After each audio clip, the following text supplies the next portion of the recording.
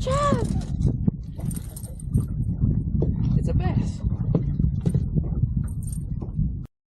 What we have here is a 2022 Lund Fury 1600 tiller. I've had it since it was new, so a little while now. I've had some time to take it out plenty of times, have a couple people on it, have the dogs on it, and I wanted to give a review for anybody that's looking to buy one. So right now we're doing a walk around of the boat. I've made quite a few modifications to it because it really needed them. It kind of came bare bones when it came from the dealership. It wasn't the best dealership either. So we've got it outfitted with the 20 horsepower, which brings it at about 20 miles an hour, a little over 20 miles an hour. That's with me and my wife on it.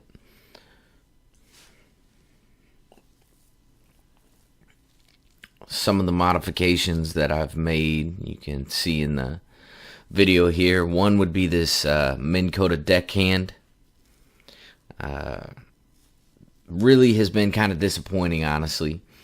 It messes up a lot. I'll be replacing it soon with something else. When we put in these stairs, I had an incident where I slipped and the front of the boat hit my chest when I was pushing it in the water, so I installed some steps, and that step there on the front of the trailer, which is very helpful when launching the boat. Spare tire, bunk boards on the side, like bunk guides, really helps get the boat on easily. It's got these adjustable rod holders here.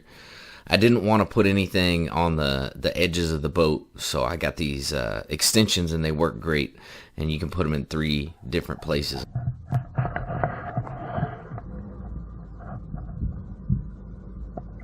With this panel, I can switch on the remote charging terminals to charge the battery back behind here. I've got a switch for the lights, an additional switch in case I want to add something in the future, the main battery on for all of the back components, and here I've got a switcher for the front and the back battery in case I run out of one or the other, and then a trolling motor mount so that I can run the trolling motor on the transom. The way that I set up the trolling motor was to be able to go on the front or the back. The reason being is when you have a second person in the boat, it sucks having to switch back and forth sometimes. So I like to put it on either. That's just a custom thing I added here, just a little storage compartment that gives you some better access in there as well. I installed the hydrofoil. Honestly, I didn't notice much of a difference before and after, but it was already on there, so I left it. Maybe it does something, but it really didn't seem like it. It's got a Garmin 106 SV with a GT52 transducer, I believe. And again, those guide-on boards are like a necessity for me when it's windy out and it's trying to push the boat while I'm bringing it back on the trailer. It guides it right in there, so it was necessary. Inside the boat, you do have storage compartments on the sides. They're supposed to be for rods, but I use them for other things because it's really hard to stack the rods in there. We've got lights that I've installed. Great little cubby in the front. My wife likes to put her coats and purse and things in there when we go out on the boat.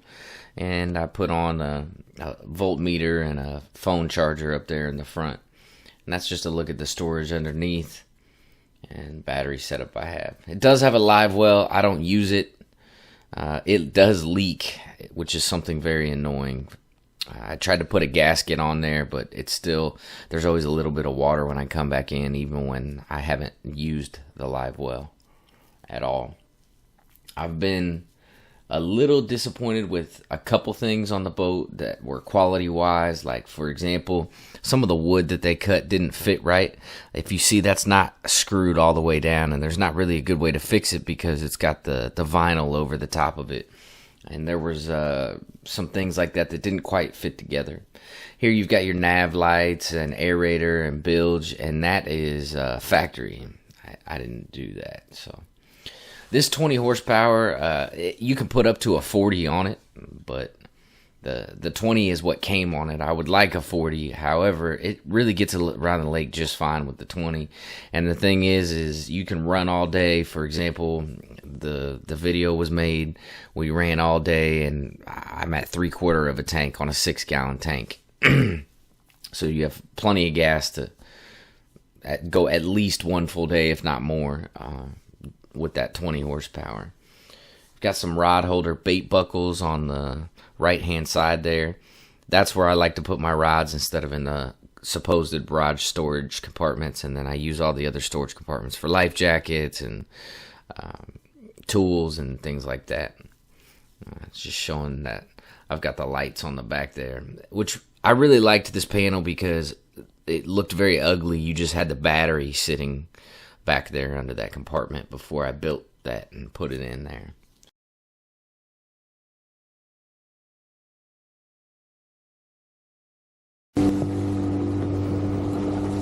The boat rides really well on the water. It takes waves well. The only thing I would say is it depends on where you sit in the boat.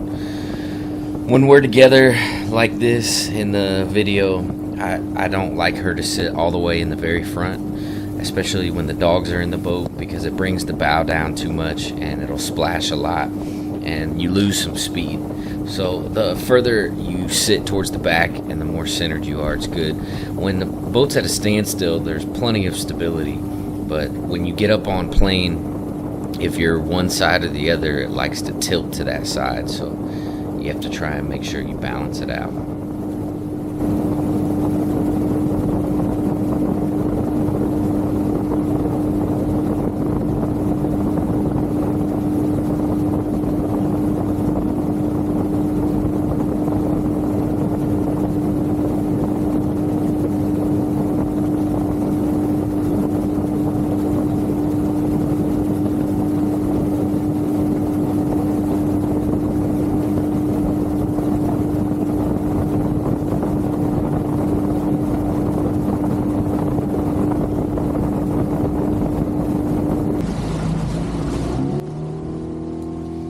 There's plenty of room to move around on the boat. We often have to get past each other, and it's really not a big deal. Plenty of beam width in that way. And the boat's a very convenient size because with the trailer, it fits in our garage. So we don't even have a cover for it because we always keep it indoors.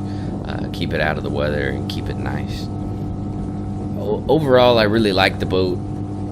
I've got a lot of people up in the north where I came from who use Lund and say a lot of good things about Lund. I know everybody says that they're more expensive because it's got higher qualities. I will say that there were some fit and finish items on the boat that were not right, that never got fixed, that I had to address. Carpet coming up and wrinkling,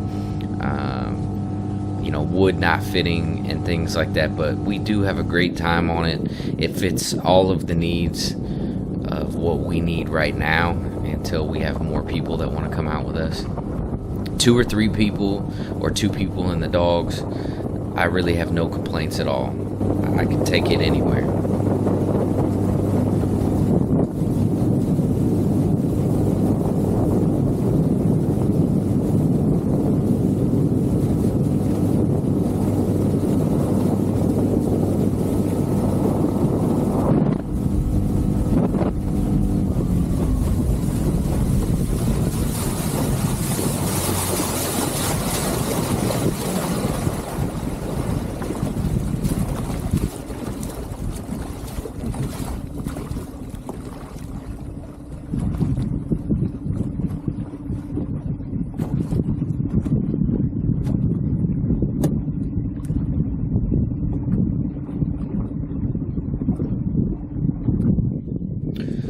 Thank you for watching. I hope this video was helpful if you're looking to buy a Lund 1600.